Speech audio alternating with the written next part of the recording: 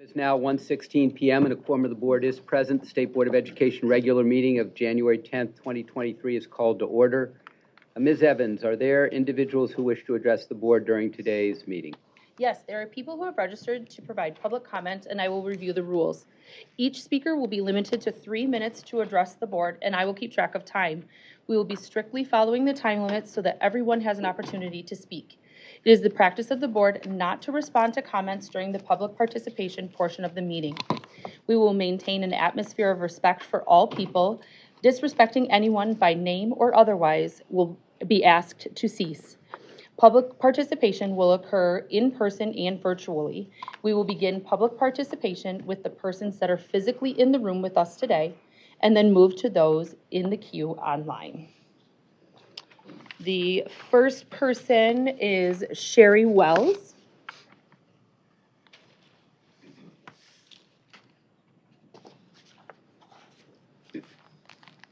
Can you see it?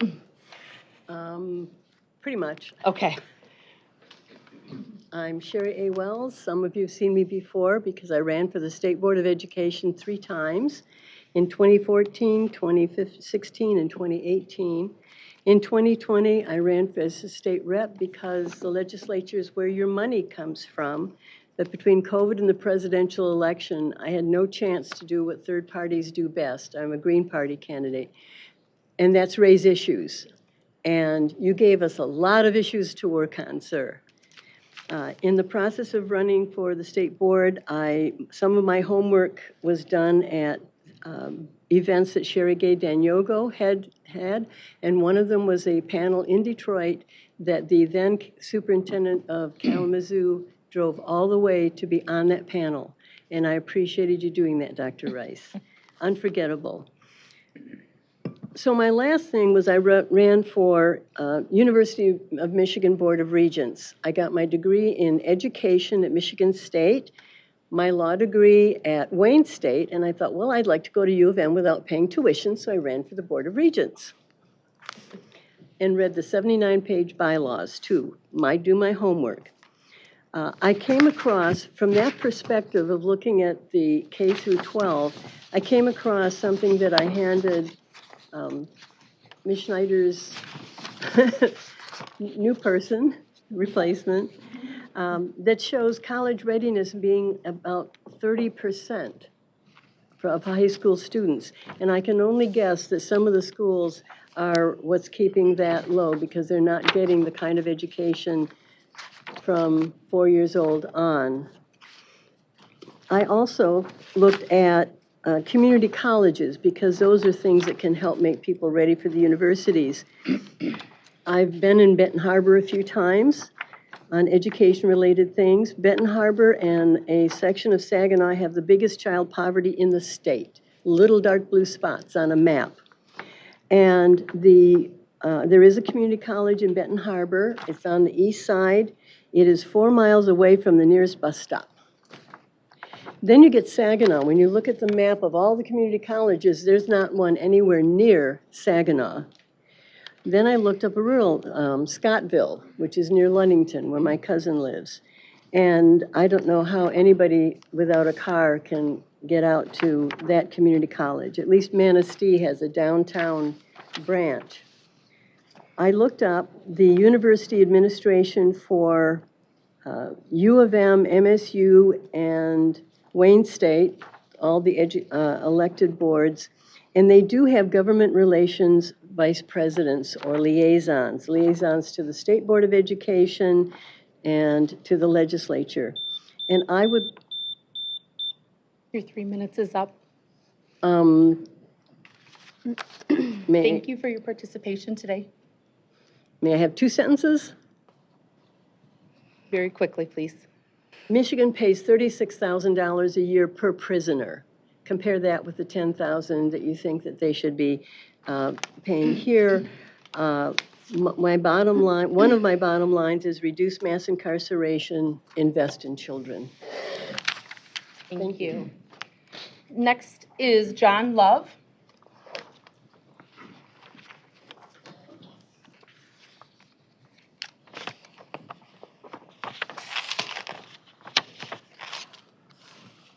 What's the current ranking of Michigan schools in the United States? U.S. News World Report reported they were in the bottom quarter. I've read where neighboring states have higher performing schools districts than we have. So what do they have that we don't? That's the kind of thing we need to get some information on. And we don't need more money. We need to reform the system that we've got that is ineffective. The thing that amazed me is the number of school districts we have in Michigan. They've never been changed as population distribution changes and things change, the roads and everything else. They're driving the bus out to pick up somebody that goes across the street to a different school. So they got to send different buses around. They haven't even recognized the change in their highway systems.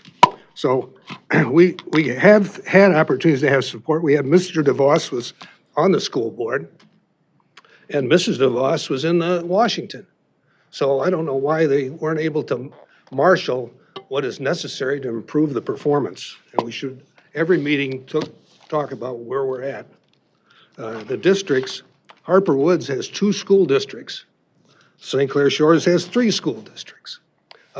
There's some waste in this system. There's too many school districts and buses going here and there. They can't figure out where to go. My superintendent said he'd like to see one thing changed, have a common computer system for all school districts managed by the state. Instead of they have to change it if you want to have a different report here or there, it's a big nightmare. So, and what do we have in the schools? We have 26-year-olds being babysat by the school system.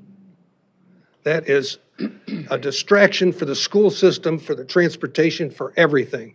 It's unconscionable. We're the only state in the United States that takes 26-year-olds in the school system. So you want to know where to start? Let's reform something. Let's have a list of reforms. Not just, we have a goal, we want to be wonderful. We need to start in the first steps and get that list down. And where's the governor? She's a member of this board, but she thinks it's junk, so she doesn't bother coming because she's going to come up with the system. Or the legislature's going to come up with the system. They are incapable of doing anything. That's the record. That's where we're at. And, can you change it? I think you've got to at least come up with something that's a reform that's, looking at some of the basics. We have our own testing system. Grosse Pointe, they test with the federal standard when the person arrives in school and at the end of the semester, and they get their results back the next day. Thank you for your participation. Thank you for letting me speak. Have a happy new year. Let's hope it's a better one. Next is, and please, I apologize for trying to say the last name, Lisa Quirajero? Quirajero, okay. Thank you. You're welcome.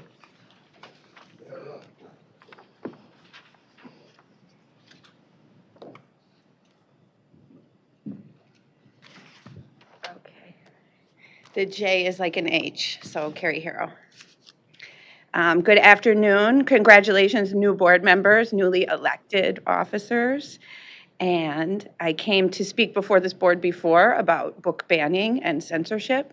My daughter is now writing articles about that, so I'm going to come here to speak about something else because she is going to take over some of that advocacy. I'm here today to talk about free school meals. I heard that was brought up earlier, and I'd just like to say that in areas where students receive free school meals, performance and assessment scores go up dramatically. Attendance improves, and there are less disciplinary issues. In the actual zoned areas where free school meals are implemented, families who are in that zoned area where that school gets free school meals, their grocery bills go down $30 per month on average. And actually, the amount of money people spend, not just the amount, the prices of groceries go down in the major grocery chains in districts where they've implemented free school meals. So not only are the families saving money, but the grocery store chains, this is only major grocery store chains, not independent local stores, but the prices go down. So it's actually a way to combat inflation. They've been known to go down on the average of 3% in areas where kids receive free school meals. There's 4 states that are currently offering free school meals: Vermont, Nevada, Massachusetts, California, and most recently Colorado just passed legislation where they have universal free school meals. They had a ballot initiative in Colorado, so everybody making over $300,000 pays, and that tax money goes to pay for free school meals. And talking with some of these folks, these campaigns are ginormous. They cost millions of dollars. They have to buy advertising. They have to pay for polls. They have to pay for research. So today I'm here to ask you, board members and Superintendent Rice, to use all of your power to advocate for universal free school meals for all of Michigan kids. Today we're here discussing the state budget for education, and I heard it brought up briefly, but my hope is that we realize that food is the most important school supply. There's a stigma associated with accepting free and reduced school meals. I was a child in 1982. I started school and I received free and reduced school meals, and our program has not improved since 1982. Nothing that I see has really changed. When you get free school meals, if you don't pay your debt, they call your house. And they call your house incessantly. And they pronounce your name wrong when you can't pronounce your name. School meal debts are already building up, even though we had free school meals during the pandemic time of lockdown and after that. But now our lunch debts are already piling up. Families are receiving notices. And we see other states showing the way on how to end these stigmas and create a better quality of life for students so they can realize their optimal academic potential. So I hope that together we can advocate and we don't have to spend millions of dollars and create a campaign with advertising and polls, because we all know it's the right thing to do. So thank you very much. Thank you. The last in room is Bree Mugenberg. Bogenberg, thank you.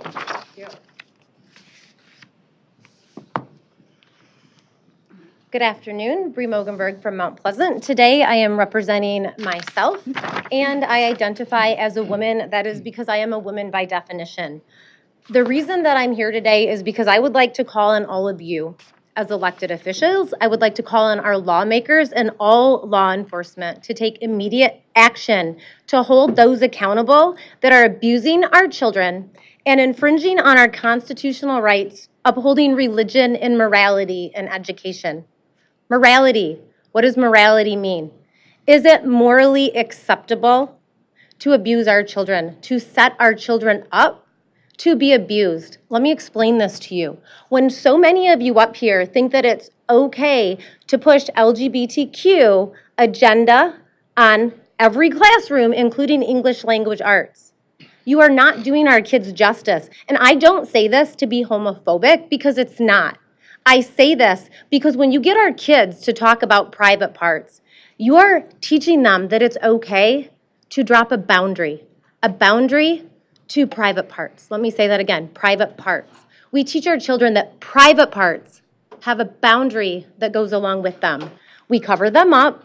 We don't talk about them. As soon as you get kids to talk about them, they're dropping the boundary. Again, a boundary.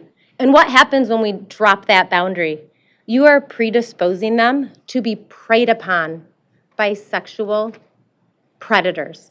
To me, that is abusive. That is not how we support the LGBTQ community. And we're doing it in classes out of sexual education. Diversity and inclusion are no longer about diversity and inclusion. It has become a title that is better described as discrimination against religion and morality, two attributes that you should be affirming rather than minimizing. And I want to share with you again my plea, and I hope to do this every month. Join me if you choose. Heavenly Father, thank you for the provocateurs. Please fill them with hope to stand firm in your word and for your children. Fill your women and men with strength not to grow weary.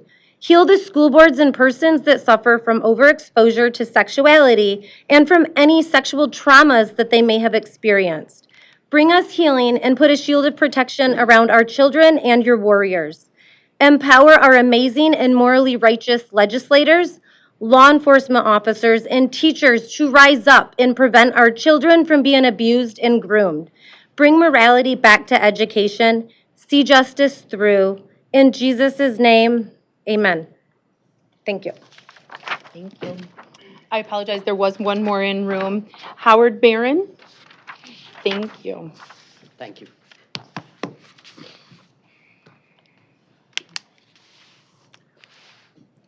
Good afternoon. My name is Howard Barron. I recently retired from the Bloomfield Hills School Board after 10 years of service. I was very disturbed reading this Sunday's Detroit News editorial entitled, "Dump State Board to Start Education Fix." While I agree our education system is not delivering the results we need to prepare our children for future success and to be nationally and internationally competitive, changing our constitutional governance structure is not the way to do it. Article 8, Section 3 of the Michigan Constitution vests in this board the responsibility to provide leadership, planning, and coordination of all public education and to advise the legislature on education's financial requirements. The editorial says that a lack of commitment to develop and follow a comprehensive, that there's a lack of commitment to develop and follow a comprehensive improvement strategy. This is partially true.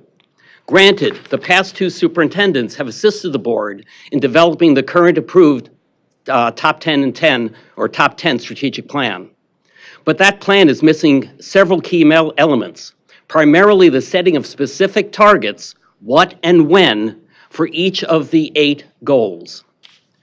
Without knowing numerically where each goal wants us to be and when, the 890 school districts and ISDs, the governor and the state legislature are each marching to their own drummer, needing this board's necessary coordination.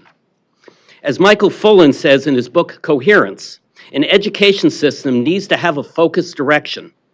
He says, quote, districts and states that develop focused direction that are purpose-driven, select a small number of ambitious goals linked to impact, and are able to develop clarity of strategy for achieving the goals.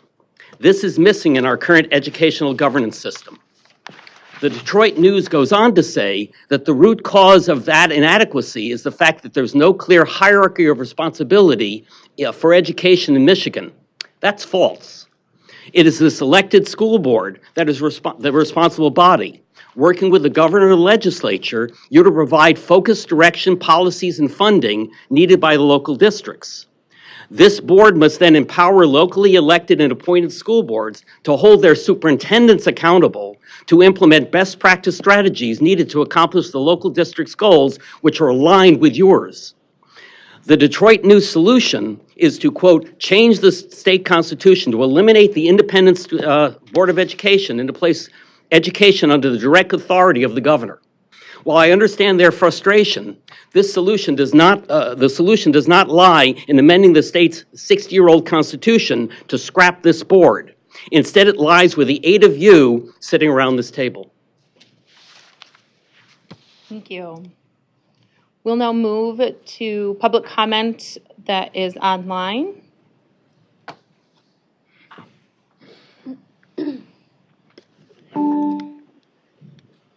Hello, are you there?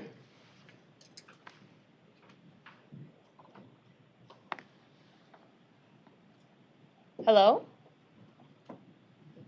Hello? Hi, can you please tell us your name and where you're calling from?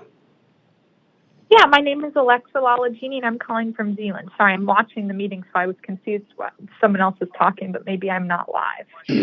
There's a short delay, so that's why you would catch that. So, Okay. Whenever you're ready, go ahead and start, and you'll have 3 minutes. Thank you so much. Thank you. I'm calling today as a member of the Michigan Association for School Librarians, or MASL, formerly known as MAME, and the District Media Specialist for Zealand Public Schools, but I'm not speaking on behalf of either of those organizations. I'm speaking as a school librarian who has seen firsthand the benefits of having a certified school librarian in school buildings and how that position goes hand in hand with student success. Research shows that when students have access to a certified school librarian, they have higher reading, writing, and information literacy scores, as well as higher graduation rates. Certified school librarians are teachers who teach tailored lessons on media literacy, research skills, and digital citizenship. We work with classroom teachers to co-teach lessons that are engaging and help students navigate our current digital reality. We also work with teachers to integrate the newest technology into the curriculum and help students navigate the newest technology tools. School librarians are the literacy leaders in their schools. Students receive personalized book recommendations, and they have access to a safe space with professionally curated resources that are age-relevant and diverse. The library is a space that every student can feel welcome, regardless of race, gender, sexual orientation, or socioeconomic status. When that space is facilitated by a certified school librarian, it is an exploratory space for students to gain knowledge to meet curriculum needs or personal interests. Students need to be able to see themselves in the books that they read, and Dr. Rudine Sims Bishop's work surrounding windows, mirrors, and sliding glass doors is particularly relevant. Maisel creates a yearly book list called the Myself in Books list for students specifically in Michigan to help to see themselves in what they read. Currently, Michigan ranks 43rd out of 50 in the nation for fourth grade reading scores and also ranks 47th in the nation for ratio of students to school librarians.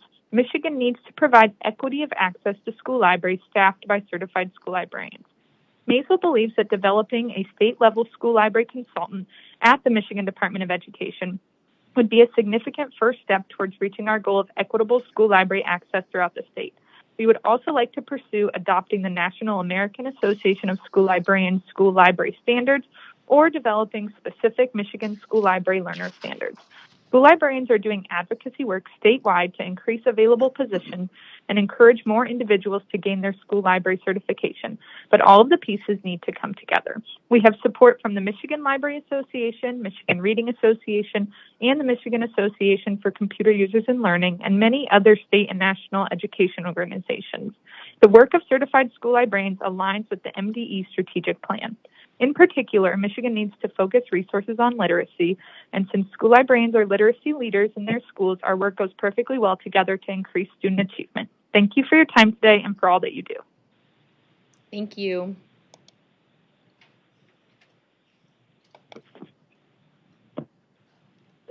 We would also like to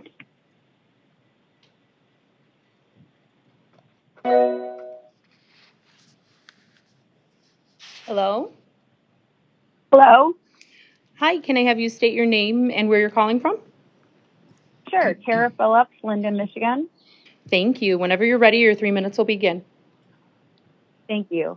A video came across me about these badges. They are known as the I Am Here Safe Person or Safe Space badges. This badge is supported by the NEA, National Education Association. The NEA is one of the largest labor unions that represents public school teachers. I decided to order a couple of the badges to confirm that the disgusting, inappropriate content that is backed by the NEA was legit. Well, it is. Once you scan the badge, you will soon discover a rabbit hole of inappropriate content. Insertion toys, finger and fisting, anal play and rimming, porn literacy, self-managed abortion, where to go, who to call, and a link if you need financial support. Sexting, sending nudes, DIY sex toys, links to purchase sex toys, and several disgusting books. Horoscopes, which includes words like strap-ons, lubing, and handcuffs. Some sites have quick close buttons so kids can select and it'll take you right off the site. After my public comment to the Linden School Board, it was brought to my attention that a teacher had the badge on her board. My question would be, did she hear my public comment, and was she aware of the content that could be found in these badges?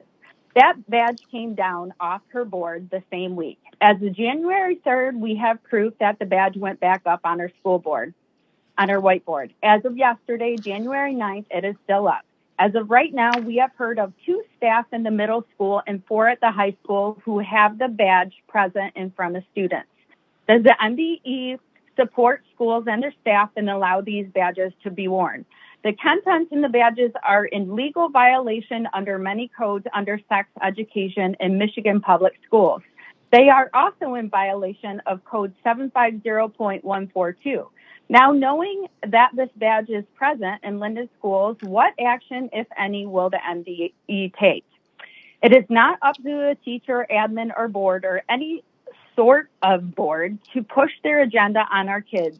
Every teacher should be a safe teacher. You shouldn't need a badge to tell kids that. Thank you for your time. Please take the time to look into these safe badges and please make the necessary steps to make sure these badges do not exist in any schools. It is up to us. It's our job as adults to protect the kids, all kids. We need to stop separating these buses for each one of them. Thank you for your time. Thank you. Are there any other callers? There's no one else in the lobby. Thank you. Thank you to all of our public commenters this afternoon. I would just like to shout out to Marilyn Mertz-Schneider, who may not be here in person, but is certainly here in spirit. I half expected her voice from her kitchen to do her 3 minutes of public comments. And just another note that the governor's K-12 education advisor, Stephanie O'Day, is joining us virtually and does so each meeting. Next item on today's agenda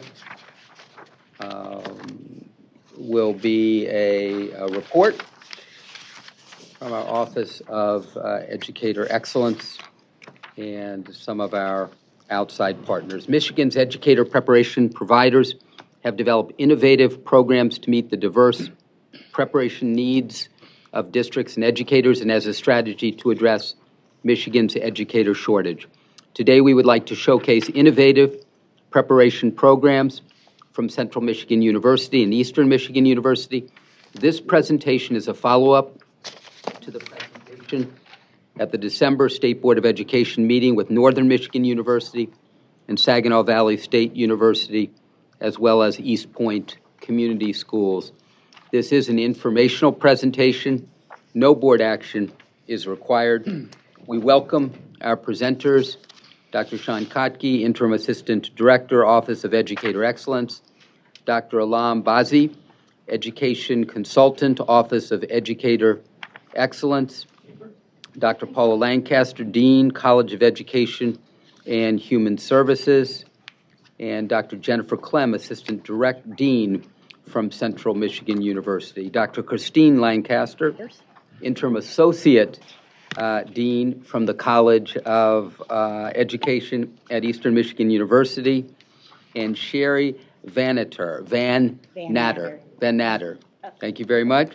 I was forewarned. That was my bad, not anyone else's. Deputy Superintendent from the Washtenaw ISD. There will be a PowerPoint presentation. There will be no test board. Presenters welcome. Thank you. Thank you so much, and good afternoon, Board. It's a pleasure and a privilege to come before you again this month to showcase some additional partners, innovative educator preparation.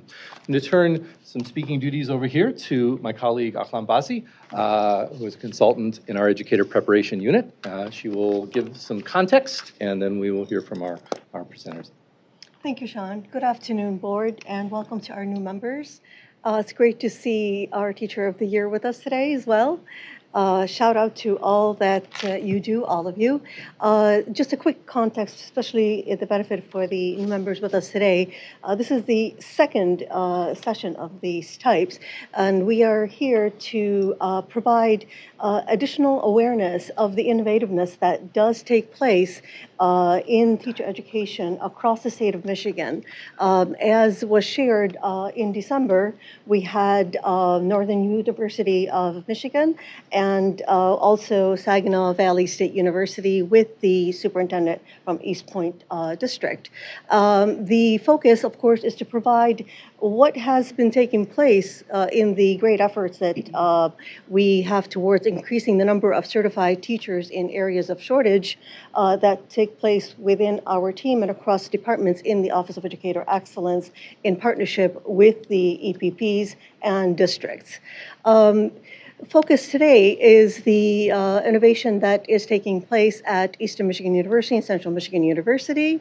And basically, we want to be sure that today's providers have opportunity to share with you the pathways that they have offered that focus on supporting specific populations of teacher candidates to increase not only the quantity and sustain the quality, but also increase the diversity of our teacher workforce in high-need fields.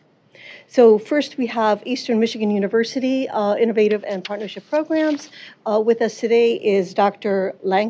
Christine Lancaster, the Associate Dean for Students and Curriculum at Eastern Michigan University. Thank you for being with us, Dr. Lancaster.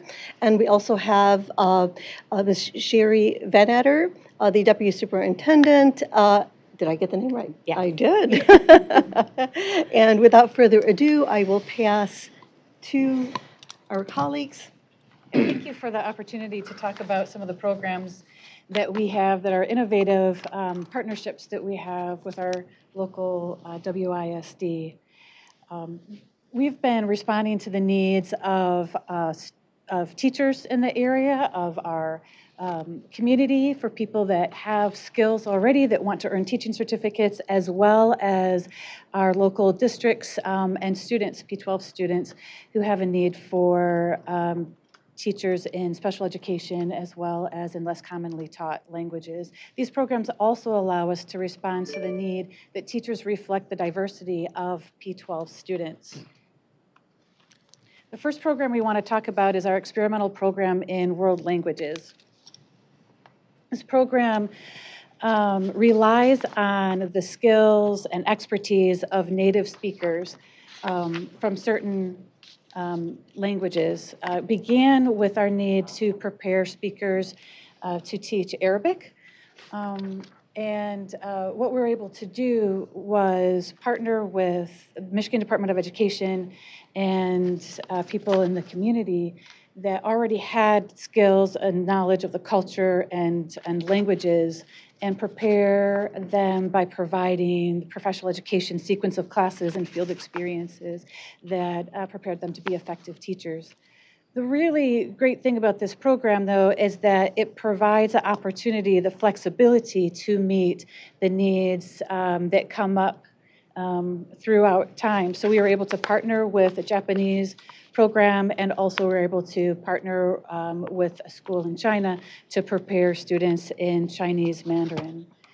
It allows us to then continue to respond to the needs that we have coming up. For example, we have recently had an influx of refugees from Afghanistan and Rwanda. This program, we're endorsed to teach other languages, so we can reach out to any of those languages, prepare teachers in any of those languages, and really use the skills that people already bring with them. The second program we want to talk about is the EMU WISD Paraprofessional to Teacher program, and I am going to pass to my colleague, Sherry Van Thank you. So our paraprofessional to teacher certification program was proposed as a collaboration between Eastern Michigan University, Washtenaw Intermediate School District, and the 9 local school districts within Washtenaw County to develop high-quality special education teachers. In 2019, we were experiencing a shortage of special education teachers. And this pilot program was an opportunity to bring a new and skilled group of people into the teaching profession. We know that paraprofessionals have demonstrated experience and passion for working with students with disabilities and can bring this to their coursework and to their teaching careers. It also was an opportunity to increase the teaching staff diversity to match our student population demographics. At the time, 19.4% of the county paraprofessionals were African American, compared to 6.2% of the county teachers. So in our pilot program, the WISD and local districts select successful paraprofessional educators to be in cohort groups. The WISD and local districts pay the tuition, cost of books, and other expenses.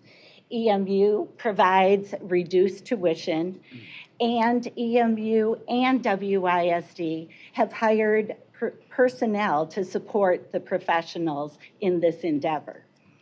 In early 2020, the Michigan Department of Ed agreed to approve our pilot program, which included the waiver of the general education student teaching, and then the first cohort began in fall of 2020. We're now going to show you a small video about the program. You'll be able to click just right on the image.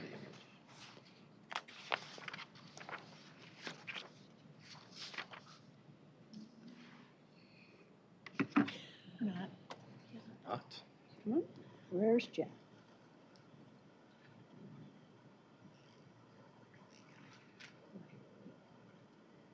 You could pull it up. You can pull it up. Let me get my laptop. Well. Just do. No, the bar up at the top. Ah, we had this all loaded into the PowerPoint when we had it set, so.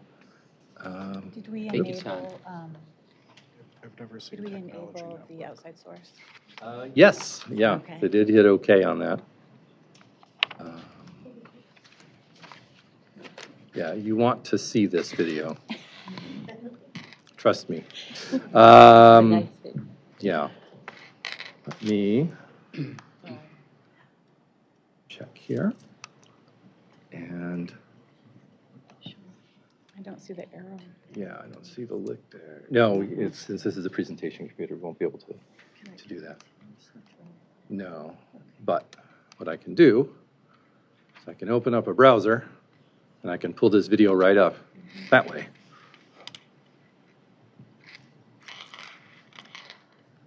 And let's see, our YouTube. We'll just have to watch a little advertisement maybe. Yeah, you first. might have to watch an advertisement. This is not an endorsement of anything from our end, so watch.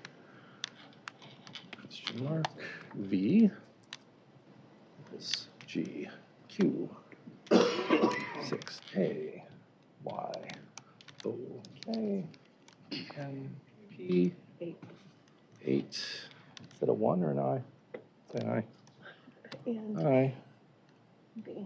And T equals 4S. I think what's occurred is that it was converted to a PDF because we did not know that there was a video. So I have it queued up on my computer. The hard part is I don't have the settings. Is this it? This is the video, Yeah, yes. advertisement We've before called it the up here. video. Like I said, it'll be a little bit of a video. They do the incredible. Help save lives. So can you. Your CSL plasma donation can help create 24 life-saving medicines. Receive up to $1,000 your first month. Help save so many lives. Donate at CSL. And so it should fit right in.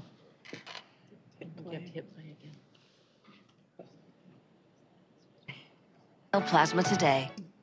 There, now it'll go right into it. Here you go. Difference in children's lives. And I don't just need to focus on the academics. I'm also interested in teaching with their self-development. At the end of the day, I feel it's important to be the best person that you can be. So if I could be there to mentor you, to guide you, to improve any aspect of your life, I want to be there for that.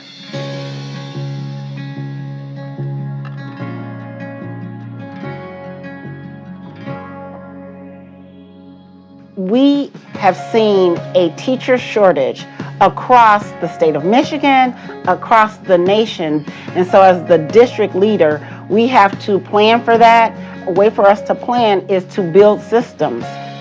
The Paraeducator to Teacher program, partnership between WISD and EMU, the goal is to help expedite current teaching assistants and paraeducators through their teacher education prep program with an endorsement in special education, either emotional impairment or learning disabilities.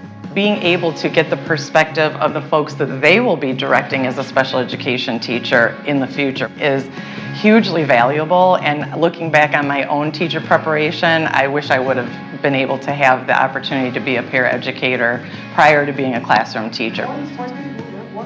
One of our criteria for even selecting persons to this program was that they had been working as a parapro in this county already. So they've already shown an interest. They already know about the school climate and culture. They've already shown that they are committed to the district that they're a part of. And then a big guy came. I have been working at the school for about 16 years. I love it. It's not an easy job, and we're not paid that much, just like any service job. But you know, your heart has to be in it. If you care enough, and you know it's something that you really want to do, and you're passionate, it's worth doing. I'm just so grateful of the collaboration with the local districts, WISD, and Eastern Michigan, working together to invest in us to get the best education that we can have, to be the most incredible teachers that we can be. I absolutely think that there's value in investing in a program like this.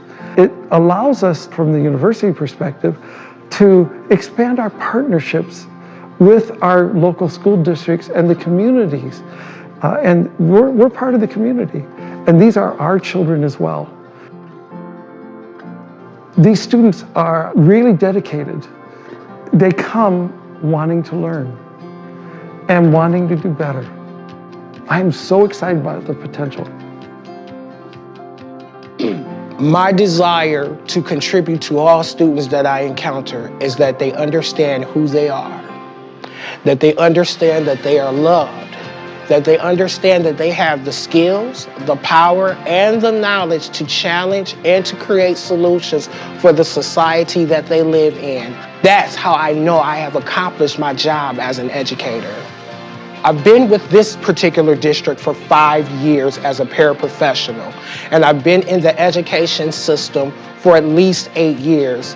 Now, I do come from a background of a family of educators, and so therefore that passion to serve in the community has always been there. One thing that I enjoy about this program is to have fellow cohort members that are in the same journey as you.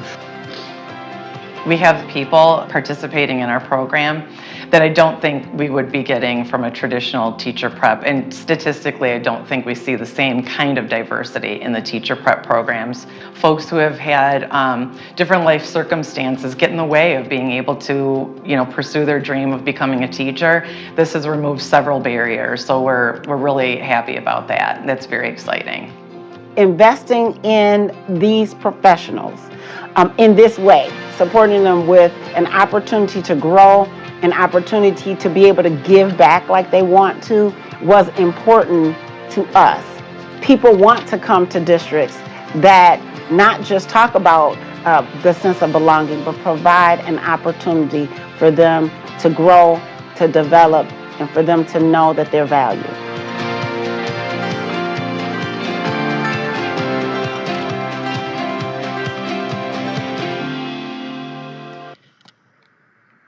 There we go. Close this. Come back to my PowerPoint. And voila. All right.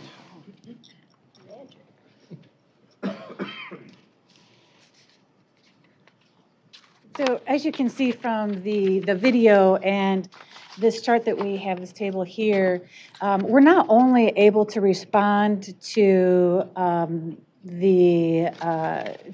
to provide opportunity for people who are already dedicated to the field, dedicated to their districts, people that are more likely to be retained in the education field in their areas, but we're also able to respond to the needs that we have for teachers to reflect the P-12 student diversity. In this table, we can see that of the current students in the program, 24% of the professionals, the paraprofessional educators, identify as Black, and 7% identify as being Latinx. We are also excited about our ability to reach several different school districts, plus the WISD, several schools, and we have our fourth cohort that is starting this week. Yes. with classes, so we're excited about that fourth cohort and the number of teacher preparation candidates, educators that we're able to serve. And then also, we're not only serving this local area, but we're able to reach one of our goals at the university, which is to increase the number of students that are preparing to be special education educators. Last academic year, we had 393 candidates who were admitted to programs to pursue special education. So EMU and WISD continue to meet monthly to work on finding solutions to the barriers the paraprofessionals may be experiencing. Our students in Washtenaw County are immediately benefiting from the knowledge and skills the paraprofessionals are learning in this program. And while this collaboration is one way to address the teacher shortage, it's important to note that this is really an investment in our students and in our community. Both of these programs provide an opportunity for us to create a sense of belonging for our future educators by really focusing on the assets that they bring with them to the classroom, looking at their strengths, and leads us to being able to provide a more equitably prepared workforce of educators.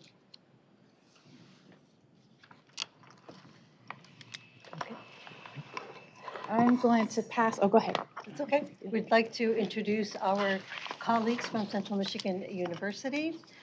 We have with us Dr., we don't want to mispronounce any names if you don't mind going to the next. Okay. Oh, no, please, yes. Dr. Paula Lancaster, who is the Dean of the College of Education and Human Services at CMU, and also with us Dr. Jennifer Clem, who is the Assistant Dean for College of Education and Human Services. Okay, thank you. Thank you. Thank you. Well, thank you all so much for this opportunity to share information about the expedited and online programs, different programs that we are offering in order to meet the same needs that Christine just shared with you and that you all are very well aware of. I do want to say, well, these are some of the that we will be talking about, but I just wanted to start by saying that we wanted to deliberately thank and share our appreciation for our community P12 partners. We have an advisory board locally that we rely on to guide us and share information with. We have a very strong alumni in education that also regularly guide, share, support, and help us. And we're very grateful for all of them, as well as our peers and colleagues at other institutions, you all, and the Michigan Department of Education. I've been working in the state for well over 20 years, as I know many of you around the table have been.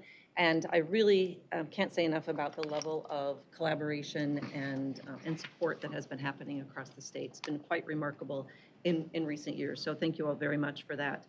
What we're going to be sharing with you are some of the programs that we have developed. You'll hear some common themes for sure, and I'm sure as well as what you heard last time at the presentation with from Northern and Saginaw.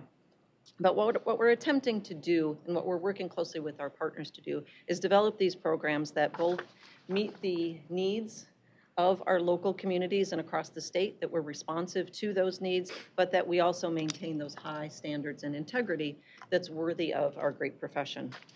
We also wanted to acknowledge that this work of preparing teachers, it really does require true, reciprocal, and interprofessional partnerships and collaborations. We can't do this without collaboration across the enterprise of education. It's very, very important that we continue to have that and that we continue to work together.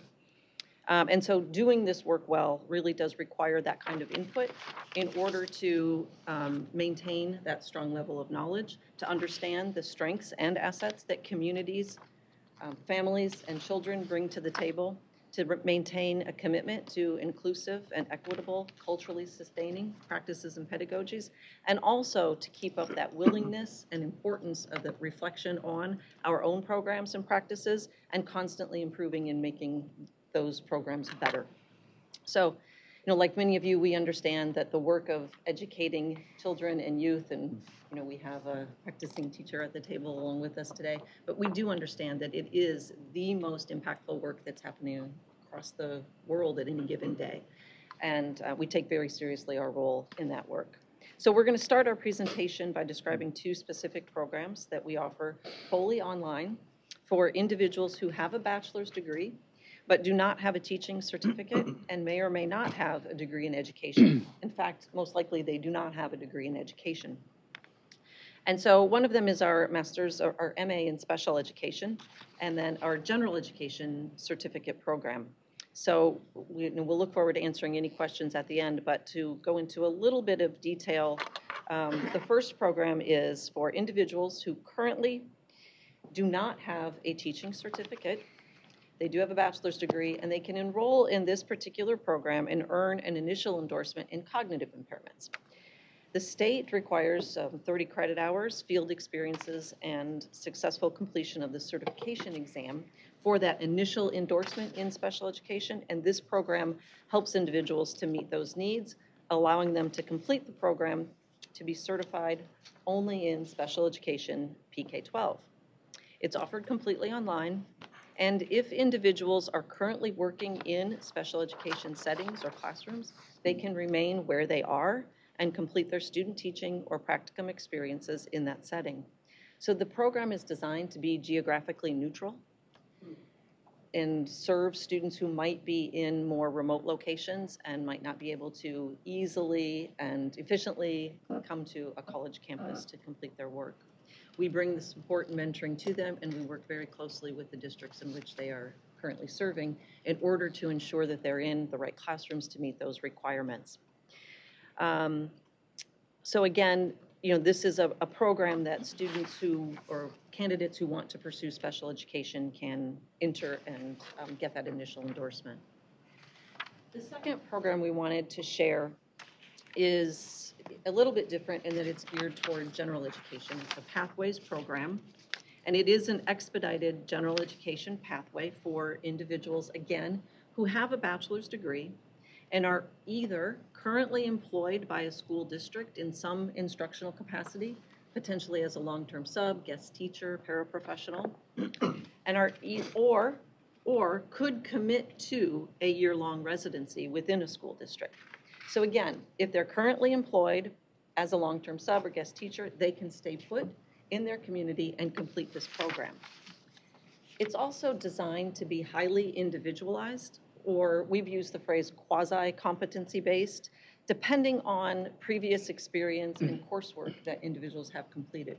So if they've been serving as a long-term sub for a number of years, if they have worked as a paraprofessional for a number of years, if they've engaged in professional development within the district that they are working, taken some courses at some points in time, we take all of that into consideration as we're planning a more individualized program.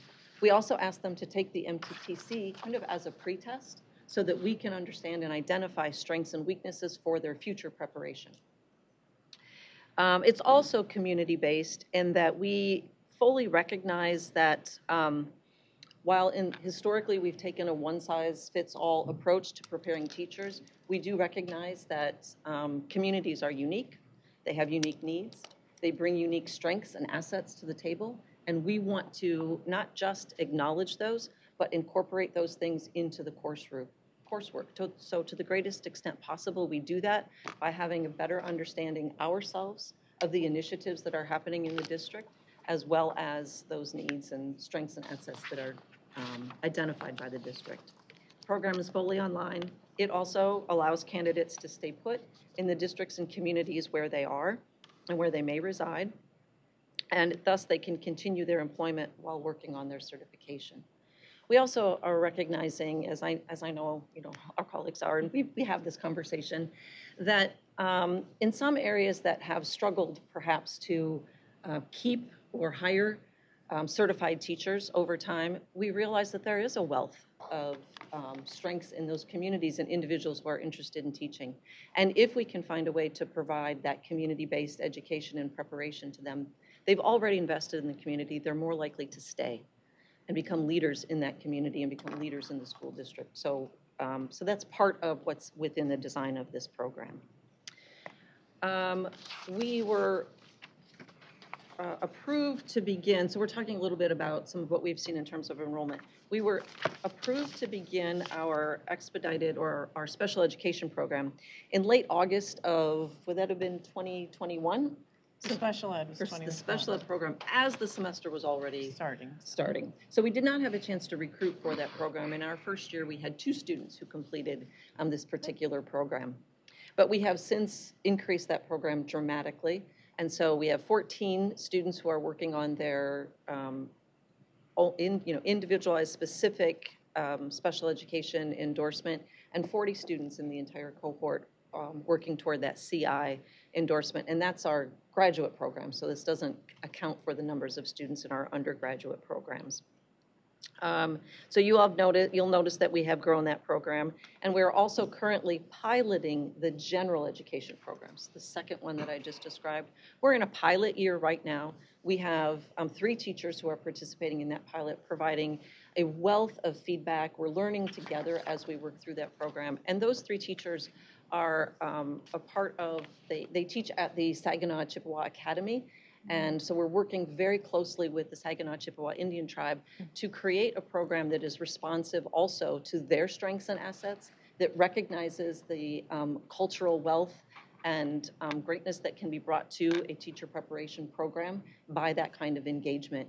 And we're very, very excited about feedback that we've been getting from them, and that continue very much reciprocal learning that has happened and continues to happen, and the excitement about the future cohort that's interested in wanting to come on board. So generally, it's just been a wonderful year of just all-around learning, so we're excited about the program.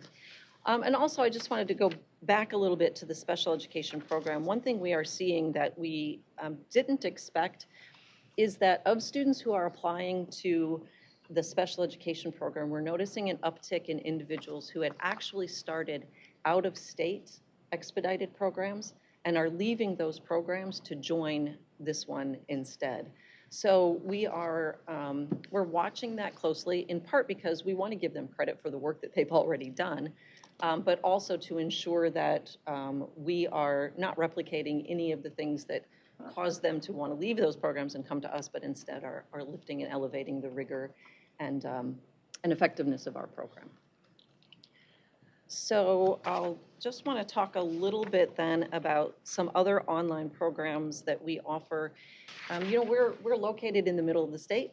We're located in a fairly rural area, and we serve a number of rural communities as well as communities across the state.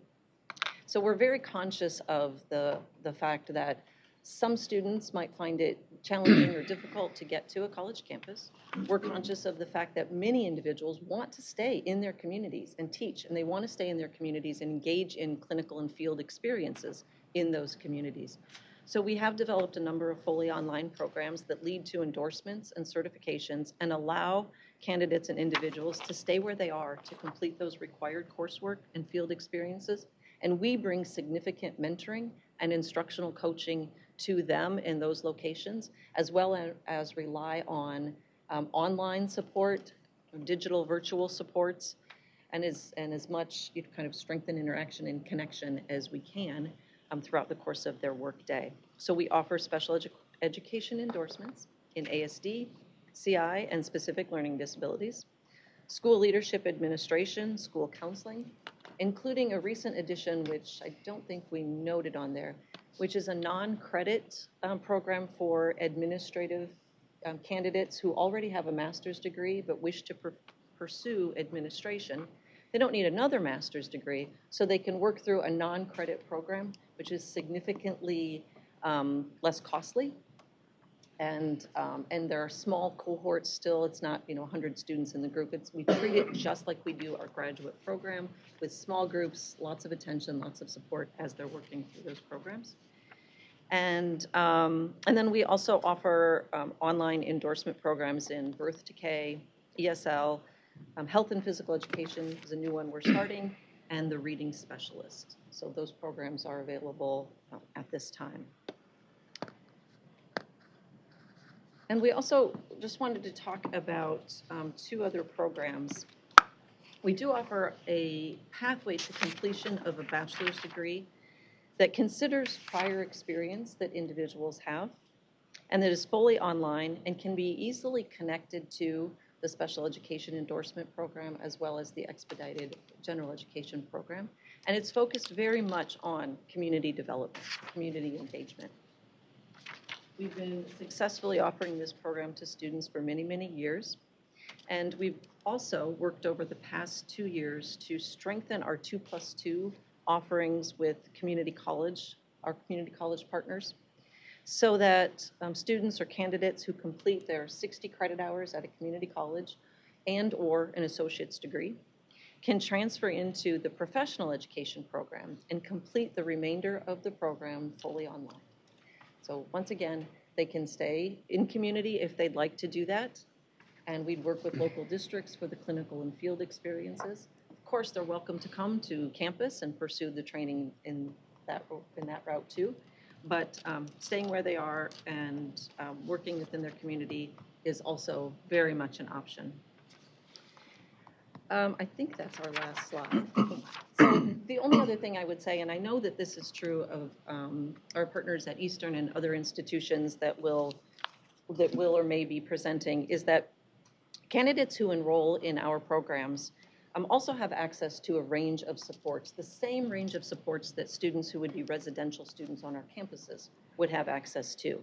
Career services, tutoring for coursework in the MTTC, library access, writing and math centers, professional advising counseling services, online student orientations, resource centers. All of those services and supports are available to candidates even if they are completing their programs remotely or via online options.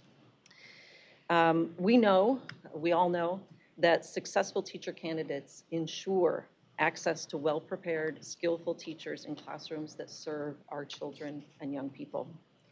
And ensuring that every single child in Michigan has access to a well-prepared, highly skilled, and knowledgeable teacher is our primary focus, and that will not change. So I just want to thank you again for the opportunity to talk with you all. Thank you all for sharing your program and the video. It's amazing. So we look forward to any questions you might have. Thank you. Thank you for sharing. It's a little bit like a Lancaster family reunion. Yeah, no, we're not related. We're not related. Sure. I'll see you next Christmas. Yes, right. But the Yeah. coincidence is So much surreal. fun. Board members, questions or comments? Presenters, thank you very much for your presentation. Ms. Snyder. Thank you for the work that you're doing, providing these alternative pathways. I think it's pretty significant as we move forward. I have a few questions. Have you had any graduating classes from any of these pathways yet? Or are we still kind of looking at? So we have in our experimental world language program, we have had a number of students complete those programs in Armenian, Korean, Japanese, Chinese, and Arabic. The paraprofessional to teacher program, we will have our first cohort. They began in fall of 20. They began in fall of 2020. Yeah. They will be doing student teaching fall of 23 and graduating in December. 2 classes a semester. That's very exciting. So, Yes. and to piggyback onto that, are there students that in any of these programs or alternative pathways that have not had anything to do with education before? Oh, definitely. Is there a good portion of them, you'd say? You might be able to speak to that better than me. I didn't write that down. I didn't either. I mean, just anecdotally, Yes. I will say that those who don't typically are in some type of human service profession or line of work before they come to us, or have spent time working in a school in some capacity. It's not always the case, though. Okay. Just sort of gauging a general interest in terms of post-pandemic and the teacher shortage, what candidates you're looking at. Yeah, the paraprofessional program was designed specifically for people who are already engaged in education, but so that experimental program, people have already committed to the field. Right. But our world language experimental program has a mix of people who may have been educators or paraprofessionals or interested in the humanities, but also may have come from any field, engineering or arts and sciences or any field. Right. Yeah, the special ed experimental is primarily career changers. They don't have, yes. Since these are newer, innovative programs coming out of a time frame and decades of high teacher engagement or teacher certified teacher engagement, if you've got a lot of candidates that haven't been in education previously, and I'm saying this coming from a position of having worked through 2 nursing shortages in about 20 years in the healthcare system, we would get candidates that took an alternative pathway, and we had to work at having a welcoming environment in the hospitals for those candidates once they graduated. So just as sort of like a forethought to put out there. And these students aren't in an alternative program, it's an experimental program, so Right. it's still meeting, yeah. Still on the same level of welcome these candidates as let's get through this together. And then you mentioned something in relationship to students coming from other states. What were the feedback, or what is the feedback in relationship to the programs they're leaving and coming here? I would say it's the support they get from our campus programs, and I would say also they like the collaboration with their other colleagues in the courses. I think some of them feel like if it's an independent module, a lot of the alternative routes are independent modules, self-paced, which a lot of people like, but some people prefer. They like to share ideas, problem solve with their colleagues, talk with their colleagues that are in those classes together, and then they have faculty that are there to support them and to give them what they need, and they like those extra supports. Okay. That's what they have shared with us. It sounds like that represents what they'll be doing as teachers when you're always collaborating with others in the field. Very well. Very good, thank you. Thank you. Thank you, Ms. Snyder. Dr. Robinson? The first thing about the Eastern Michigan program, bravo to you for looking to recruit a more diverse workforce. With almost every study we've seen of alternative or expedited routes to the classroom, what we see is a significant uptick in the diversity of the crowd, and that's a real plus. One of the negatives to that is a lot of those programs are great at recruiting, but not great at sustaining and not great at retaining. So that I'm wondering what both of your programs are doing in terms of program evaluation, because these are nascent, right? These are 20, 21, 22. So do you have a plan like after the first 3 years to go back and evaluate? Have you hired a firm to do that? Are you doing it internally? What are your measures? I mean, what are you looking for in terms of retention of those? Because that's one of the big problems with the teachers leaving right now is we're preparing them traditionally, and then we're losing them after 2 or 3 years. So what are we doing differently with this to keep them after 2 or 3 years? So you're talking about retention after they're teachers, not retention to complete the program? Well, both. Okay. I mean, I care more about, you work there. I'm worried about the whole, so I'm worried more about retention once they're out, but. The retention within, we are looking at the retention of the students that began in the first 3 cohorts. And so nationwide, less than half of people that start college complete their program in 150% of the time they likely would have, they were expected to complete the program. So we have a much higher percentage rate than that national average with our retention. And I think you can speak to what we're doing right now in recruitment. Right. I was going to say we're providing a lot of support for the paraprofessionals. The ISD has Celeste, who was on the video, is one of our teacher consultants who we pay to work extra hours to be a support person. EMU has a coordinator and also a retired professor as support for the paraprofessionals. What we've seen is by putting them together into cohorts, they're also providing support to each other. But our 9 local districts within Washtenaw County are so committed to this program and to having it be successful that I know that the local superintendents and administrators in those districts will ensure that we're providing support and assistance to any of them once they become our teachers. So I work in a traditional teacher prep program, and we are a cohort model as well. It's great while they're in school. Right. But And then you cut the umbilical cord, and they're out in the real world, and it gets what tougher. we found, though, too, is we have 9 local districts, and our very first cohort, we had a couple of districts where there was only 1 paraprofessional from that local district. In the cohort. In the cohort. So maybe Whitmore Lake just had 1 teacher. What we found is that if we had 2 or more from each local, they were more supportive. So starting maybe with the moving second forward, cohort, work with the districts to we recruit cohorts we instead of- ensured that there were at least 2 people from each of the locals working So together. this one's a little more pushy, and I apologize before I even say it.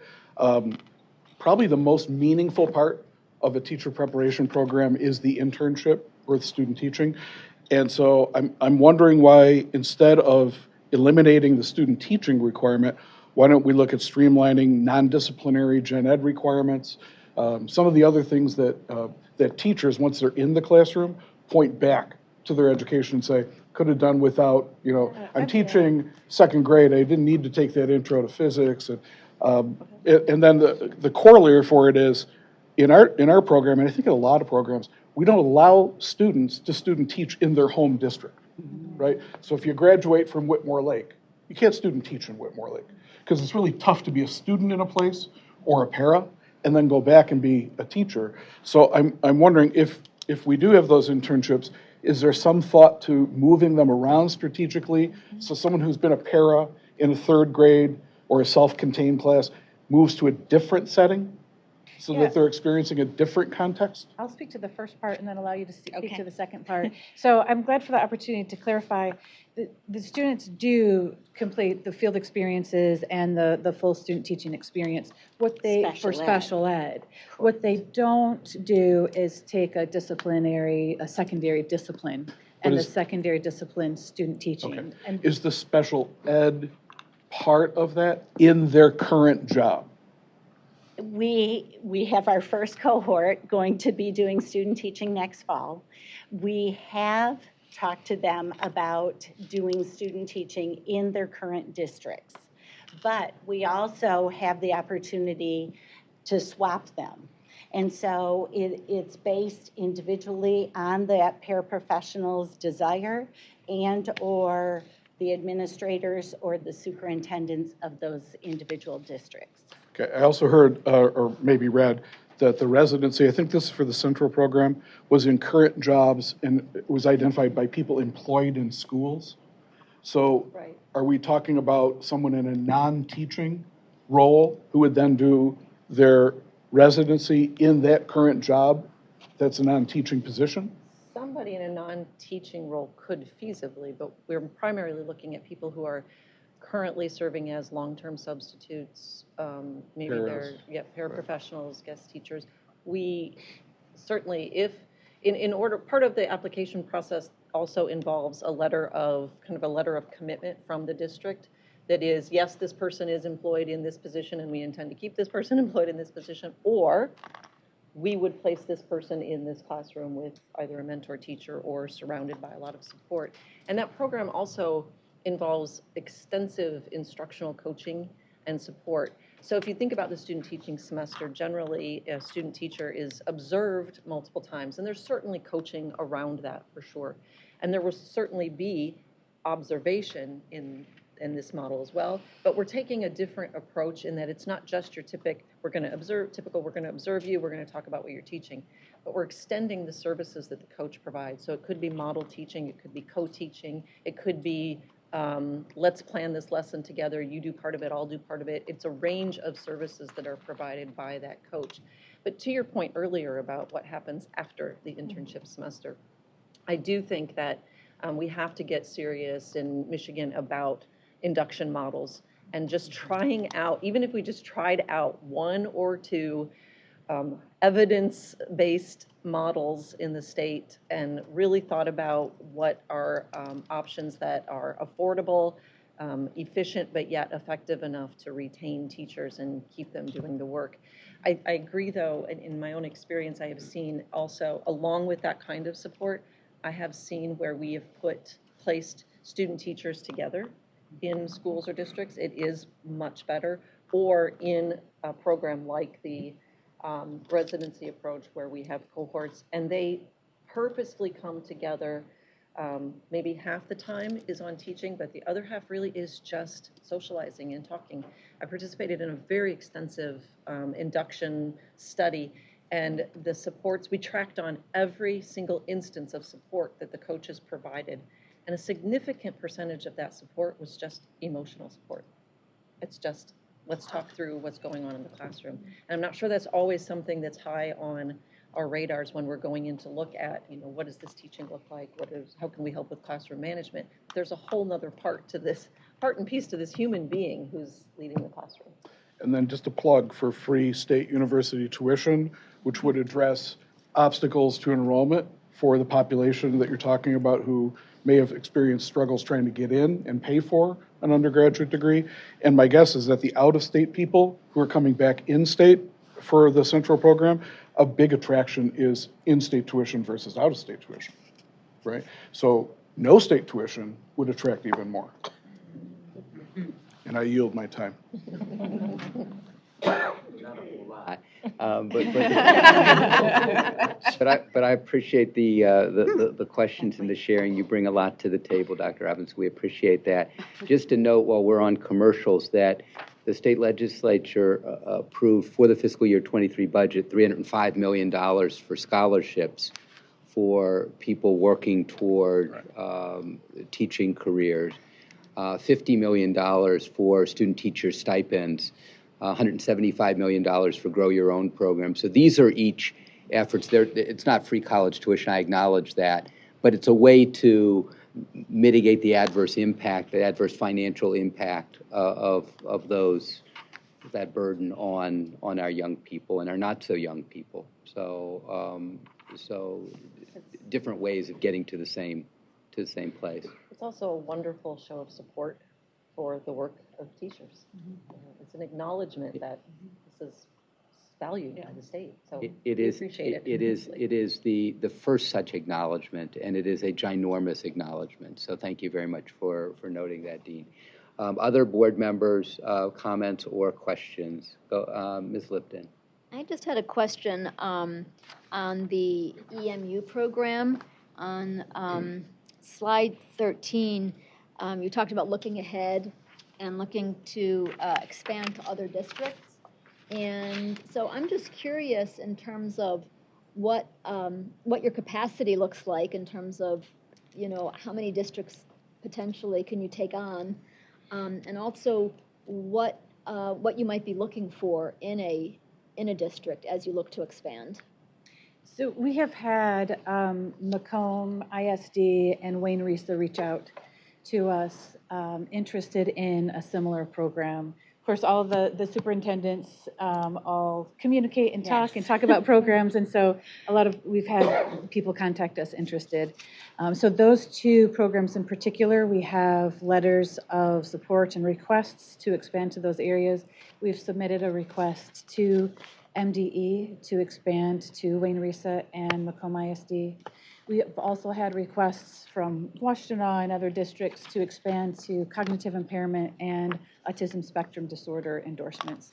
And so we have also submitted a request to expand to those two areas as well. And we are, it's really a great question that you posed, and what is the capacity to expand? It's something that we are keeping track of, how that we can grow in a way that continues to provide an effective program with well-prepared faculty members and lecturers, and also the additional supports, the academic advising supports, and we have our mentors that are in the program as well. So we are working at increasing our ability to respond to those needs. Thank you. There's a tremendous advantage to universities having long suits and extending those long suits across the state to the extent possible. I mean, clearly in-person has limitations across the state, but virtual really doesn't. And for you to take that expertise in language and use it across the state is tremendously valuable. There's no need that all 30 institutions need to do what you need to do. There is some value, there is some need to having some capacity across the state, but not 30 institutions worth of capacity across the state. So thank you for sharing that. Thank you, Ms. Lipton. Other questions or comments? Looking and seeing, and none. I just want to lift up two thoughts. One, the notion of one size does not fit all, and you're clearly living that on a regular basis, virtual versus in person. No bachelor's degree, master's degree, mid-career. You're clearly living this notion of we're not doing the old school, we're doing new school. We're meeting potential candidates where they are and trying to craft programs to get them from where they are to where they want to be. So there's a real power to that. Likewise, you're trying to get districts from where they are to their needed staff. So you're really working in very different ways from the way teacher prep programs historically have operated. And you present it in sort of a almost an offhand way, but it really is quite innovative and quite different from what we've seen historically in the profession. Historically in the profession, it was, if you want to do this, this is it. You will fit into this model. And you are talking about model breaking, and I think there's a real power to that. The second thing is, could you put up the EMU slides on the EMU slide on diversity, please? Yeah. So if we can just look at that. So we are in the state-ish 10% of color in our teaching profession. We're about 90%, just a smidge over white. You look at your racial diversity here. You're talking about 62% white, 59.7% white. You're talking about the balance, 38 to 40% being of color. You're talking about a teacher candidate pool that roughly mimics, broadly writ, not in specifics, but broadly writ, what the student body represents, and there's a real power to that. So I just wanted to lift that up. I also wanted to lift up your work with the tribal community. I think that's really enormously powerful. It's an area where we just do not have enough representation. We really need that representation. It's not that you have to be taught by a teacher who looks like you. That's not it at all. But to be taught by a range of teachers coming up helps you navigate a world that will be similarly diverse when you get to adulthood. So I just want to thank you all for that. We appreciate your presentation. We appreciate you taking time out of your day to help lift up your innovation. And of course, we appreciate our MDE, OEE leadership. Thank you so much. Be well. Thanks so much.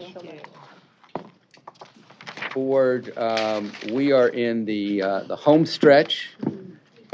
And when we think of home stretch, we think of meeting minutes, and we think of our marathoner, Marty Ackley. Approve the meeting Board. So moved by Mr. McMillan. Could I have a second? Number 13. Second by Dr. Pritchett and Ms. Tilley. We'll do. We won't even call that jump ball. Any discussion? Hearing none. A roll call vote. Bullock, absent. Lipton? Yes. McMillan? Yes. Pritchett? Yes. Pugh? Yes. Robinson? Yes. Snyder? Yes. And Tilly? Yes. Motion carries. Very good. Next item on today's agenda is state and federal legislative update. Mr. Marty Ackley, Director of the Public and Governmental Affairs Office, will lead the state and federal legislative update, followed by Ms. Lipton and Dr. Pritchett. Mr. Ackley. Thank you, Dr. Rice. There's no legislative committee meeting this month, actually, because there was no committee until this morning when it was created, and we welcome Dr. Pritchett and Mr. Bullock to the committee. Look forward to working with you both in that. The state legislature begins its new session tomorrow. Committees will be announced, as will their members. As you know, and as I reported last month, the Democrats have hold a majority in both the House and Senate, but by slim margins, two seats in the House and 2 seats in the Senate. The new Senate Majority Leader is Senator Winnie Brinks from Grand Rapids. The new House Speaker is Representative Joe Tate from Detroit. The Senate Minority Leader is Senator Eric Nesbitt from Southwest Michigan, and the House Minority Leader is Representative Matt Hall, also from Southwest Michigan. We're assuming there's going to be committees, education committees, both the House and Senate, as well as obviously the appropriation subcommittees on education. We expect many bills introduced over the many few years over the past years by Democrats will be reintroduced, and we'll get some traction this session. Things like third grade reading retention, many of the things that Dr. Rice mentioned this morning, common sense gun laws, educator evaluations, the additional A through F accountability system, teacher retention incentives, charter school transparency. These are packages that Democrats have introduced in previous sessions that we expect will be reintroduced and get some action this session, as well as bipartisan legislation on dyslexia and teacher and counselor reciprocity. That's really all there is to report right now on the legislature. One item of interest that the board had last year that came to light yesterday was that 2 major petition initiatives were withdrawn at the end of December prior to the review process by the Department of State's Bureau of Elections. The Let My Kids Learn withdrew its 2 initiative petitions on December 28th. They submitted 2 measures to the department earlier in the year, with both garnering more than 500,000 signatures each. Those have been withdrawn now, so they will not be up for consideration by the Bureau of Elections, and so that's off the table for now. And that's really all I have to report. Thank you very much. We appreciate your report. Ms. Lipton, your valedictory address. You know, it's great now that there are more of us who served in the legislature, so now we total 3 former legislators on the state board. I don't know if that's good or bad, but I think it's a good thing.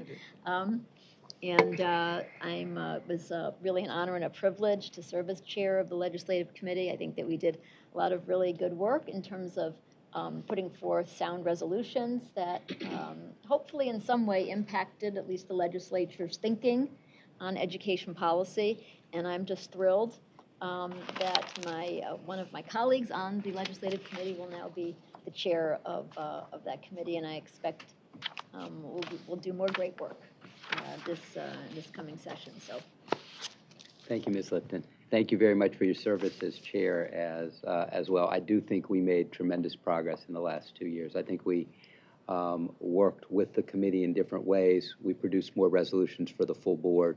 I think there's a value to that, and I think that will be, if not more important, certainly as important with the new legislature. We have a legislature too that wants to work on different issues this legislative term. Thank you so much. Dr. Pritchett, to you. Thank you. Thanks to Ellen and her leadership. Those will be big shoes to fill, but I will do my best. We do not have any meetings scheduled at this point. I need to get together with Marty and coordinate some schedules here. I do know that things will be moving fairly quickly, partly because State of the State is in 2 weeks, 2.5 weeks. And as Kyle shared with us, budget is going to be, at least the governor's budget proposal will be out the first week in February. So anyone, as Dr. Pugh indicated, is welcome to attend, quote unquote, the legislative committee meetings, and I hope you do. If you have the time, or if you don't, certainly reach out. And if there's a concern, if there's a question, if there's a different perspective from what you believe may be the bill or the legislation or what we are being informed of, because it's that way in which things, I think, will be better in the long run. I'm going to quote from the county executive in Macomb County, which I don't do very often, so hopefully he appreciates this. Mark Hackle, at his State of the County address, said, Instead of reaching across the aisle, it's now time that we all get in the aisle together. And I think that is a good way to look at things. So thank you, Mark Hackle, for that quote. So, and that's all I have. Thank you, Dr. Pritchett. And in that spirit, I'd just like to underscore something that Mr. Ackley said, which was essentially that the agenda setting will be different this session. It most assuredly will be. But that doesn't mean that there aren't good ideas from all quarters in the legislature. And there are ideas that should have been passed last legislative session that were introduced by Republicans, and they deserve hearings and they deserve to be passed.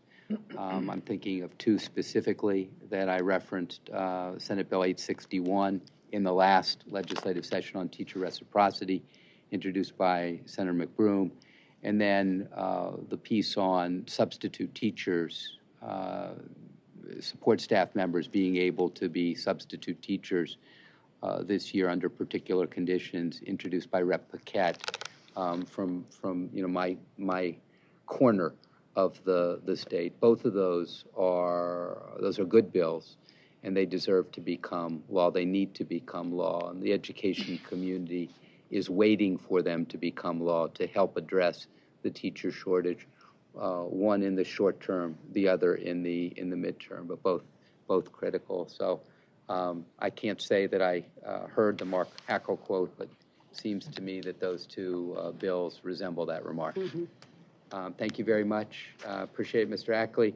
Comments by state board members. Board members, are there any of you who would like to offer additional comments? Dr. Robinson, thank you very much. I talked enough. I'm done. Okay, all right, fair enough. Who can argue with that? Me. Who else? I'm sorry, Miss Tilly. Thank you so much. I just wanted to say congratulations to Dr. Pugh on her reelection and the presidency.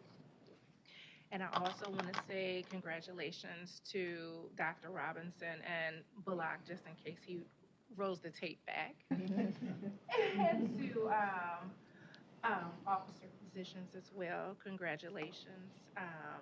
To Judy for secretary, and Ellen, I look forward to serving with you as co-vice president. Thank you. Thank you very much, Ms. Tilly. Other board members, Mr. McMillan.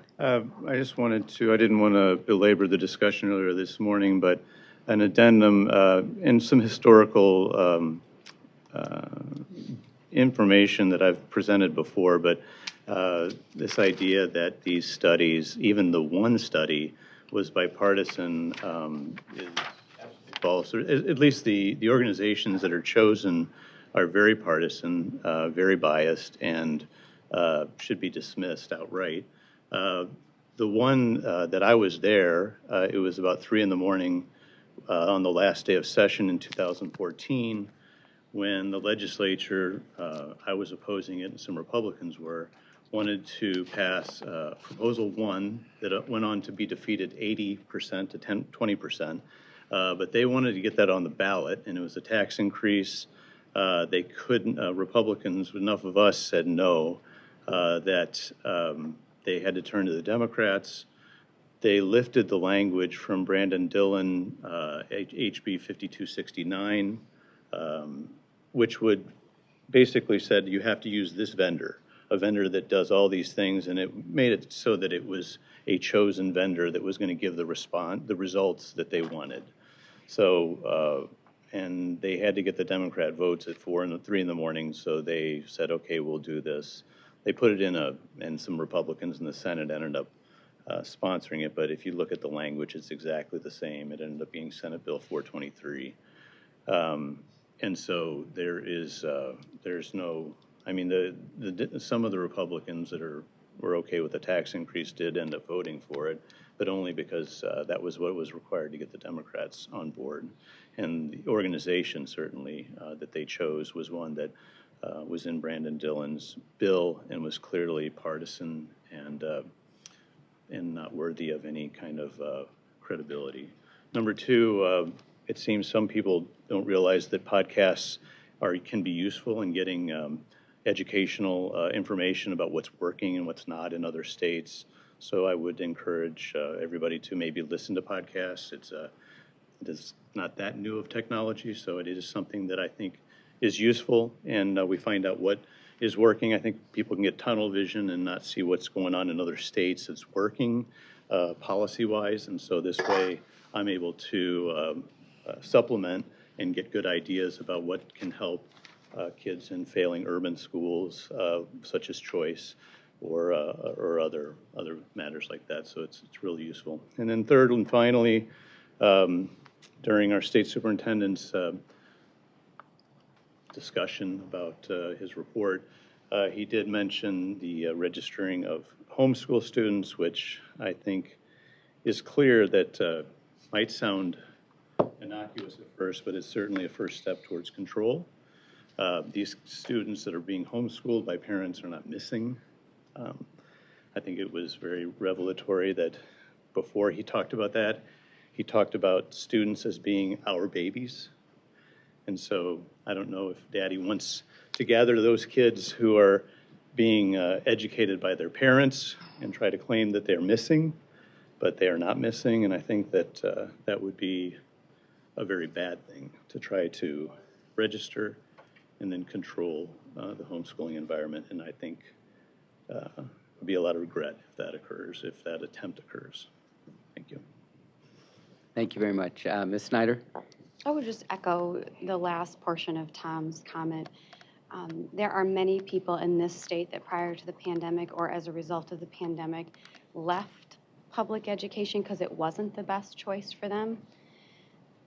To ask them to register with the public education department in their state is quite abusive. I think it's at the heart of understanding that those kids are where they should be. Their parents are making that choice or exercising their constitutional right to do so with their children, not our babies. So I would echo that.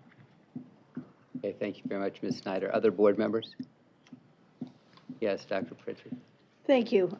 First of all, I'd like to welcome Mitch and Marshall to the State Board. Congratulations to Dr. Pugh on being elected president, and to all of the individuals. Looking forward to a new year and new initiatives and new thoughts, and we will have our challenges, as we always do, because education, that's what public education is about also. But I feel positive about this year, about school districts that I've been able to, if not visit, read about, and things that they're doing and services that they're trying to provide to their students who are in situations that some of us can't even imagine. So, and I appreciate those school districts. And a special shout out to Kyle. I appreciate your service not only to MDE, but to the state education, to all of the districts. I am not a math major. I admitted earlier I'm a social studies major. And you made it understandable. So kudos to you for that, at least from my perspective. So we wish you all the best of luck. I know you'll only be like down the mall there, so don't forget where we're all at and come back and visit. Okay. Thank you, Dr. Pritchett. Other board members? I want to add on to that. We will be bugging you, Kyle. And congratulations. Some things never change. Dr. Pugh? I too want to congratulate Kyle and just wish you all the best and thank you for your service. Folks from Flint were reminded of all that you did there, so thank you for your service again. And did not get a chance to comment earlier, but your report, Dr. Rice, was comprehensive, thorough, and we really look forward to hearing more of that, discussing it more, and through the legislative committee being able to advance all of the items that were within. So kudos to you on that. One of the things that I did earlier is I failed to mention some of the people who have served in many of our roles and sat in these seats, this seat. And I had the opportunity to talk to them over the weeks. But I'm thinking of Kathy Strauss. I'm thinking of Dr. Barbara Mason, who I had the opportunity to talk to, who was the first African-American president of the State Board of Education. And of course, to Cassandra Albrecht, who's still out fighting for our children. And we saw her in the news just yesterday talking about the halt to what we all, or many of us, felt would have been destructive to public education. So I would be remiss if I didn't lift them up, and just as we're thinking about Mertz and a wonderful person who has stepped in her shoes, I would be remiss if I didn't think about the person who's last sat in this chair and others.